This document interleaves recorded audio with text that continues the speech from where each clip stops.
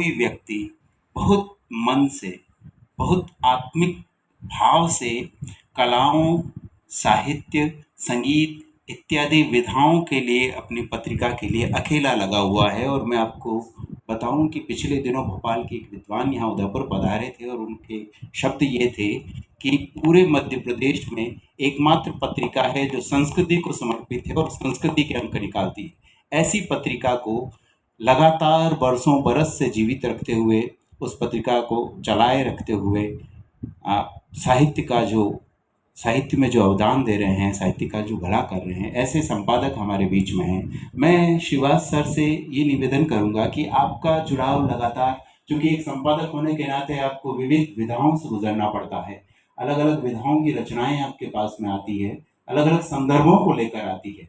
ऐसे में आप स्वयं एक रचनाकार हैं, तो एक रचनाकार किस तरह से अलग अलग विधाओं के बीच में अंतः संबंध देखता है, अलग अलग भाषाओं की चीजों के बीच में अंतः संबंध देखता है, और वो खुद अपने लिए क्या कहता है कि उसके लिए साहित्य के क्या मायने हैं। शिवास सर। मैं अपनी बात में चाहता हूं कि विषय केंद्रित अगर पढ़ के सुनाओ तो ज्यादा बेहतर होगा।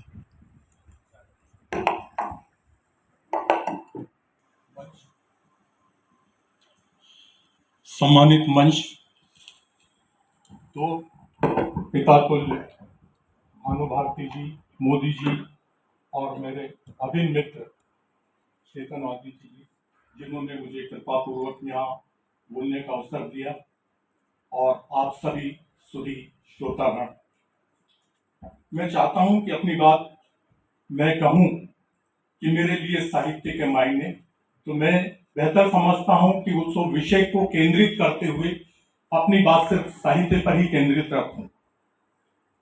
साहित्य का अर्थ बड़ा व्यापक है।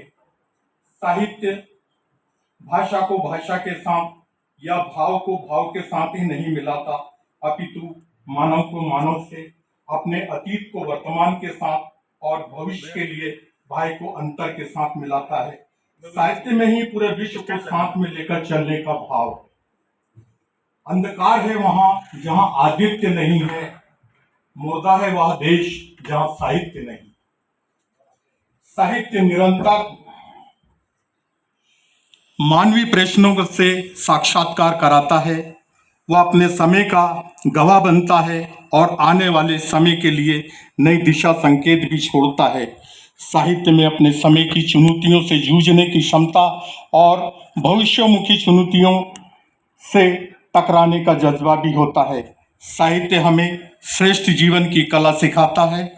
हमारा प्रयत्न होना चाहिए कि सदैव उच्च कोटि के ही साहित्य को पढ़ें।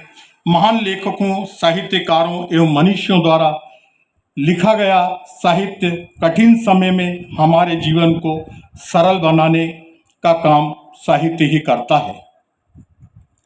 महान साहित्य के अध्ययन से सद्विचार उत्पन्न होते हैं और सद्विचार ही सत्कर्मों का प्रेरणा बनता है।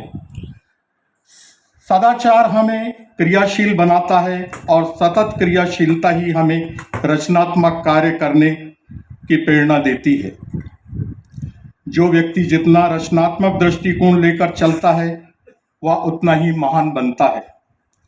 कालजयी रचनाकार रचना लिखते नहीं, उन्हें बोते हैं, ताकि आने वाली पीढ़ी दर पीढ़ी इससे प्रेरणा ले सके। रचनाकार समय की सच्चाइयों और विडंबनाओं को आंख खोलकर सिर्फ देखता ही नहीं, जन जन को दिखाता भी है। साहित्य वही अमर होता है जिसमें अतीत की स्मृति हो, समृद्ध विरासत के प्रति गौरव बोध हो,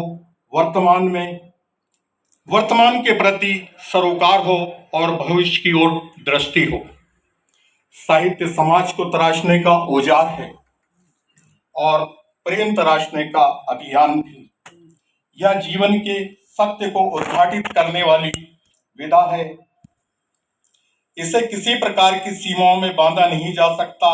आज एक तरफ सुविधाओं का चमचमाता संसार हमारी ओर हमें अपनी ओर आकर्षित कर रहा है, वहीं दूसरी ओर शोषित, पीड़ित, कराहती मानवता का दर्द आपको कचोट रहा है।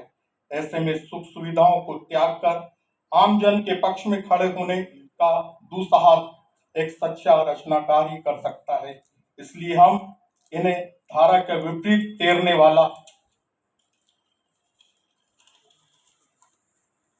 कुशल तैराक कह सकते हैं। साहित्य नाउम्मीदी के अंधेरे में सैर कराने के बजाय उम्मीद का मार्ग प्रशस्त करता है। एक सच्चा रचनाधर्मी सृजनकार ऐसा प्राणी है जिस पर लोभ लालच रूपी रसायन भी निष्प्रभावी हो जाता है। यह प्राणी राष्ट्र का रक्षा कवच है। ऐसे साहित्यकार, पत्रकार साधुवाद के पात्र हैं।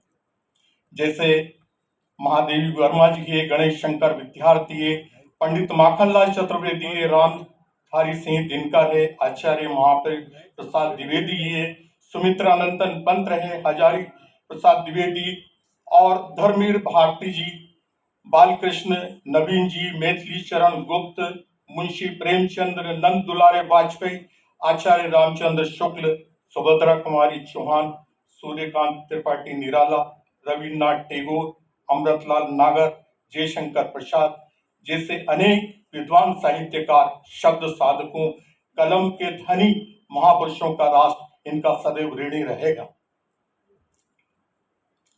आज इनके द्वारा लिखा गया विपुल साहित्य सर्जन हमारे जीवन पथ को दिखा देने का काम कर रहा है। इन रचनाकारों द्वारा अपनी कलम चलाकर ज्वलंत समस्याओं को उजागर करने का चुनौतीपूर्ण कार्य किया है। इन्होंने चिकनी सपाट सड़क को छोड़कर कंक्रीटली और पगडंडियों पर चलकर हमें अपने साहित्य से देश दुनिया को अंधत्व से निकालकर समूचे विश्व को आलोकित किया है। धन्य हमारे महापुरुष। अपना क्या है इस जीवन में, सब तो लिया उधार, सारा लोहा उन लोगों का अपनी केवल धार। अरुण कमल जी की यह रचना निश्चित ही हमारे लिए प्रेरणा है। साहित्य सदैव भविष्यगामी होता है। उसका अतीत उसे स्मृति बनकर वर्तमान में खड़ा करता है और वर्तमान अतीत होने के बजाय भविष्य होना चाहता है, ताकि उसे पीढ़ी दर पीढ़ी पढ़ा जा सके और उसकी निरंतरता भविष्य के सर्जकों की रचना करती रहे। जो साहित्य केवल अपने वर्तमान में लिखा जाकर वर्तमान को ही संबोधित करता है, वह अल्पायु होता है। अपने तत्काल में थोड़ा प्रभाव भले ही पैदा कर दे, लेकिन उसकी पहुंच दूरगामी या भविष्यगामी नहीं हो सकती है। जिन देशों में महान रचनाएं हुई है, वे रचनाएं और रचनाकार अतीत बनकर नहीं जीते, बल्कि वे वर्तमान को प्रभावित करते हुए भविष्य के लिए नए द्वार खोलते हैं। इसलिए साहित्य अपने तीनों काल को जीता है, अतीत, वर्तमान और भविष्य। आज साहित्य में समय भी एक चुनौती है। समय वर्तमान भी है और समय अतीत भी। दोनों समय संभवतः भविष्य में निहित है और भविष्य समय को अंततः अतीत में से ही निकाल कर आता है और यह अंततः में मौजूद रहता है और वह अपने अतीत में भी मौजूद रहता है। ये पंक्तियां पढ़कर लगता है कि सबको भले ही अतीत, वर्तमान, भविष्य कह दिया गया, लेकिन वे सब समय एक सर्जक की रचना में विलीन हो जाते हैं। रचना समय को रूपक में बदल देती है। कहा गया है कि अतीत का अध्ययन करो अगर तुम भविष्य को दिव्य बनाना चाहते हो। तो किसी भी बड़े साहित्य की रचना में वे रचनाएं प्रेरक होती है जिन्हें सार्वकालिक या कालजयी कहा जाता है। स्वयं हमारे ही देशों में वेदों, उपनिषदों, पुराणों, महाकाव्यों को लेकर क्या कम रचनाएं लिखी गई है। कितने ही काव्य, कहानी, उपन्यास, नाटक, निबंध हमारी कालजयी रचनाओं के अंदर से पैदा हुए हैं। जब हम अपने अतीत या अपने समकाल की किसी बड़ी रचना का अध्ययन करते हैं तो हमारे दिमाग की खिड़कियां खुलती है। अपनी संस्कृति, परंपरा और लोक जीवन के प्रति हमारी दृष्टि का विस्तार होता है और अनुभव, अध्ययन एवं प्रतिभा के समन्वय में रचनाकार श्रेष्ठ रचना का सर्जन करता है। इसलिए हमारे लिए अपनी संस्कृति, अपनी परंपरा अपनी सृजनात्मक निरंतरता के साथ विश्व परिदृश्य से जुड़ना और वैश्विक हस्तक्षेपों प्रभावों को समझना, स्वीकार या निरस्त करना भी एक बड़ी चुनौती है। कूपमंडुकता का संकीर्ण स्वदेशीपन हमें कट्टरता या सांप्रदायिकता की ओर ले जाता है और इस कट्टरपन से लड़ना साहित्य की एक चुनौती है।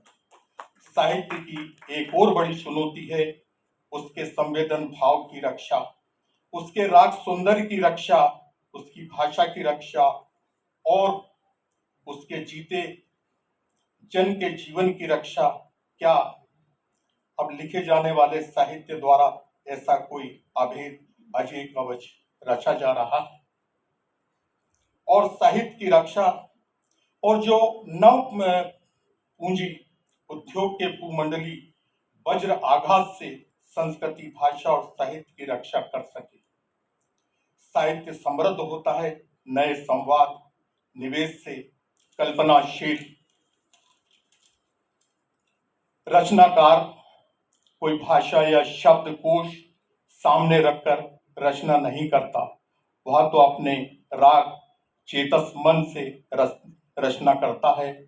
साहित्य, सच्चा साहित्य उदात्त मानवीयता सत्ता का व्याकरण है। सच्चे साहित्य के लिए समाज में सदैव आदर्य भाव बना रहता है और वही आदर्य भाव परिवर्तन के लिए मनुष्य को ऊर्जात्मक प्रेरणा बनता है। सच पूछिए तो वही साहित्य कृतियां कालजयी बन पाती है जिनमें सत्यम, शिवम और सुंदरम तीनों का त्रिवेणी संगम होता है। हमारी कसौटी पर वही साहित्य खरा उतरेगा जिसमें उच्च चिंतन हो, स्वाधीनता का भाव हो, सौंदर्य का सार हो, सर्जन की आत्मा हो, जीवन की सच्चाइयों का प्रकाश हो, जो हम में गति और बेचैनी पैदा कर सुलाए नहीं, क्योंकि अब और ज्यादा सोना मृत्यु का लक्षण है। अस्तो मां सदगम्ये तमसो मां ज्योतिर्गम्ये मृत्युर्मां अमृत गम्ये। मुझे इसका अर्थ जैसे आप जानते हैं, मुझे असत्य से सत्य की ओर ले चलो, मुझे अंधकार से प्रकाश की ओर ले चलो, मुझे मृत्यु से अमरता की ओर ले चलो। इसीलिए साहित्य का सत्य मनुष्य की आत्मा का सत्य होता है। कहते हैं साहित्यकार का व्यक्तित्व वृक्ष की तरह होता है। वृक्ष अपनी जड़ों में नितांत एकांकी, पल्लवों में सामाजिक और फल में सार्वजनिक होता है। साहित्यकार भी अपनी साधना में नितांत एकांकी, पल्लवों में सामाजिक और फल में अपनी रचनाओं के माध्यम से जन जन के चरणों में समर्पित होता है।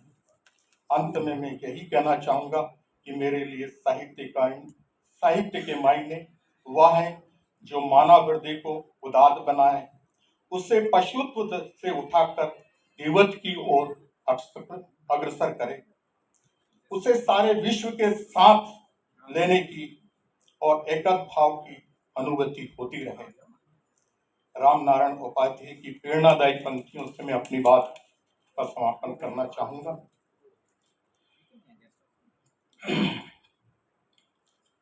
तुम्हें देखा तो आकाश पिता की तरह छायादार लगने लगा, धरती मां की तरह ममतामय हो उठी, वृक्ष भाइयों की तरह भुजाएं बनकर उठ खड़े हुए, लताएं बहनों की तरह आशीर्वादमय हो उठी। कौन हो तुम?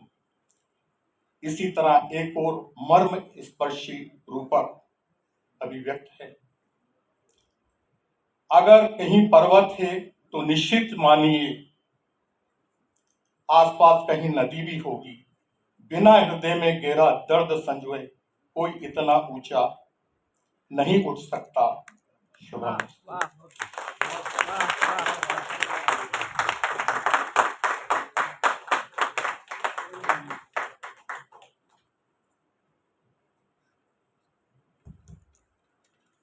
साहित्य का सत्य मनुष्य की आत्मा का सत्य होता है। इन पंक्तियों के साथ में शिवाजी ने 2 दिन पूरा किया। अब मैं बहुत श्रद्धा के साथ में श्रद्धेय भानु जी सर को आमंत्रित करूँ, लेकिन चूँकि भानु जी सर के सामने सवाल या कोई प्रश्न